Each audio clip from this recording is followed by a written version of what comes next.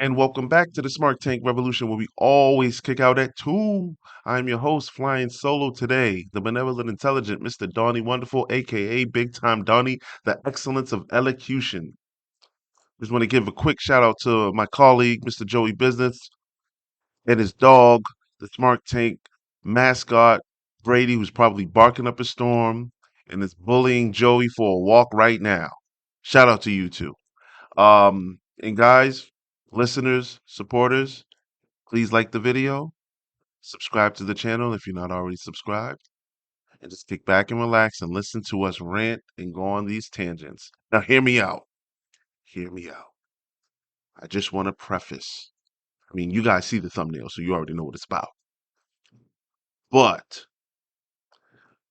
the way I came up with this, I ignored NXT, I ignored ROH, I ignored um, shoot, who else I ignore? Impact. I ignored all that. New Japan, NJPW, ignored all of that. I kept it straight to the main roster, WWE and AEW. And I said, the future of wrestling, if you're looking at the two rosters respectfully, who are you going to pull out? Well, you already figure that we're going to pull the youngest of the young. And I was just thinking, like, who on both rosters, if they got better, like, everybody's good, everybody's well trained wrestlers, but if they got better, who could you guys see as a dream match? And I said, instantly, like, Jungle Boy for AEW has so much upside. And years ago, like when you looked at the original roster, I'm talking about when they were signed, when they were going indie heavy. I mean, you had the Joey Janela's, the Sunny Kisses. I'm pretty sure Sunny Kiss is still there, but you know, when you looked at the original AEW roster from 2019, there was tons of potential. But when you looked at Jurassic Express, specifically Jungle Boy, and you saw him wrestle, you said, "Yeah, that guy's gonna be a star." He has the crowd. He has to work on his promos, but even he'll tell you that. They're still, they can get better. They can really get better. And I think, especially Jungle Boy on the AEW side, there's a lot of potential to get better when you have Brian Danielson, willing to teach guys. And this is actually going to digress into another topic right real quick, but I feel like I do have to address it. That from the All Out Media Scrum, CM Punk was absolutely right. When you have a locker room full of guys, well, William Regal is no longer there, and this is one of the reasons why. But if you have guys that are there that are willing to put you on game for free and give you advice for free, you better take that. I mean, what we all hear, excuse me, is opinions are like assholes. Everybody has one, but still, would you take if if you were trying to become a millionaire, would you take financial advice from Warren Buffett or somebody that's not a millionaire or somebody that's broke?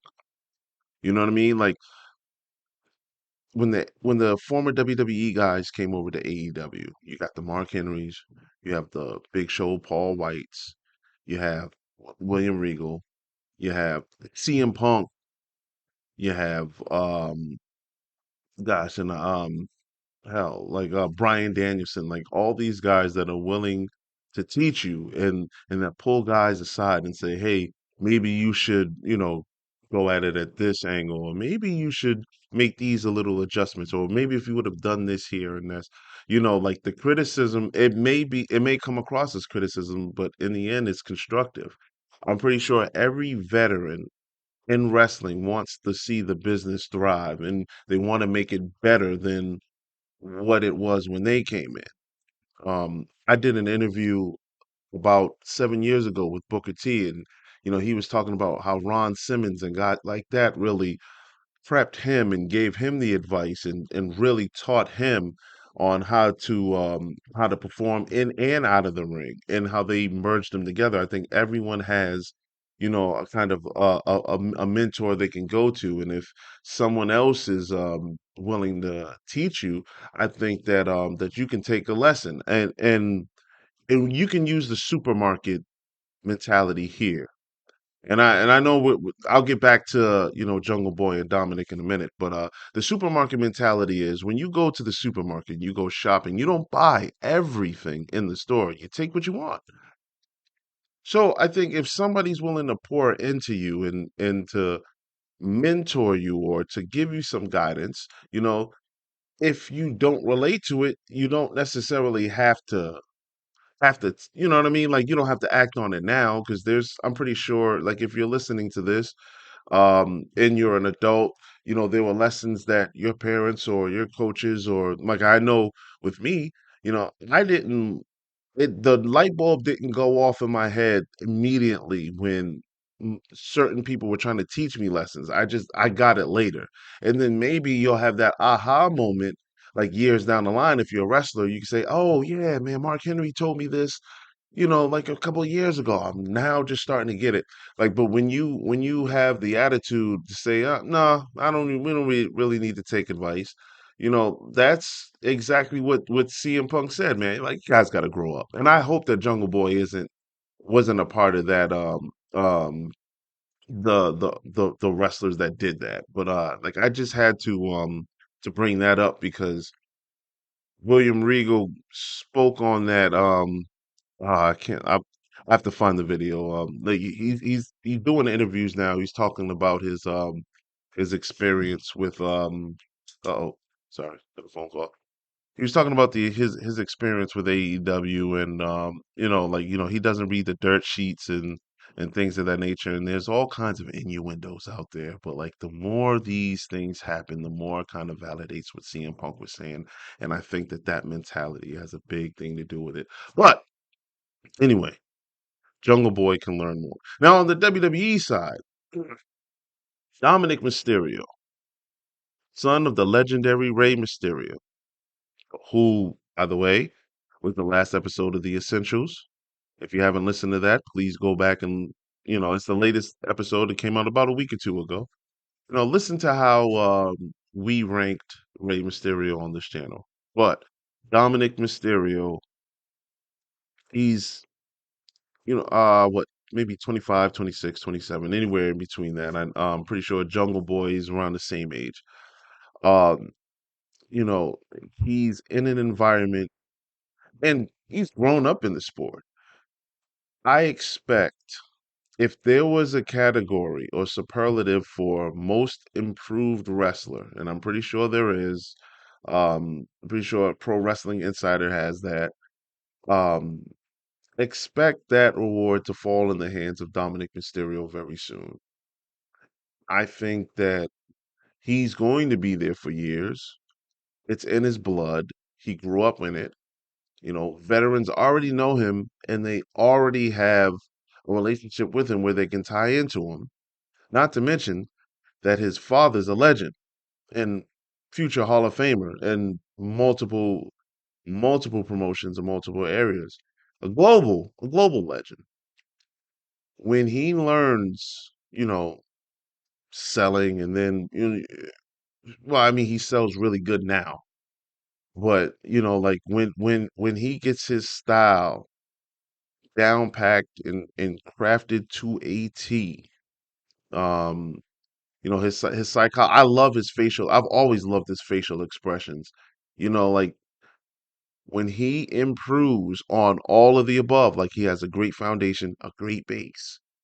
He's going to be a great wrestler. Now, the physique, you're gonna work on that. I mean, look at MJF now compared to what he was like maybe like 2 years ago, 3 years ago. Not to say that he was ever out of shape, but like now you see, like he's toned better and Dominic will eventually get there. I'm pretty sure he's gonna lose the top half of his ring attire eventually. But like right now he's just really, really, really thin. really thin, kind of has, probably has a little baby fat on him. He's a young kid, again, like I think he's probably in his early to mid 20s. I give him that. We'll figure that out later. But can you guys imagine? And let's say the next maybe 3 to 5 years, us talking about Dominic versus Jungle Boy. And I'm not saying that they're going to be, The Rock and Steve Austin, but it wouldn't surprise me if they were Mr. Perfect and Bret Hart SummerSlam 1991. I think that they'll make a good pair, especially because of the upside and the trajectory is, both of these young talented wrestlers are going to get better. Um, I really see it. I can really see this being a match that would steal either night one or night two of a WrestleMania, or that's heavily profiled and featured on a SummerSlam card that can really steal the show. And I think they're both just right there. Something I think that they're just like you're making food and it smells good, but when you sample it, you haven't put it on a plate yet. You haven't fed the guests at the house or whatever you're doing. You haven't fed the audience yet, but you sampled it and you're like, maybe I gotta add some garlic here, or maybe I need to chop some onions and put this in there. You're just like one ingredient away. I enjoy watching both of them for different reasons too. I mean, what Dominic is doing now in the Judgment Day, I absolutely love that.